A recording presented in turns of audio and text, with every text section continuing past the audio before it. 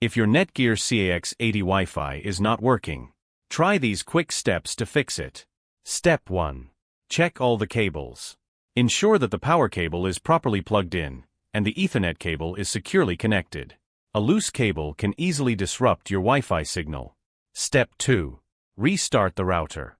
Unplug it for 10 seconds, then plug it back in and wait for it to reboot. This can clear out any temporary issues. Step 3. If restarting doesn't help, check with your internet service provider to see if there's a service outage in your area. You can do this by visiting their website. Step 4.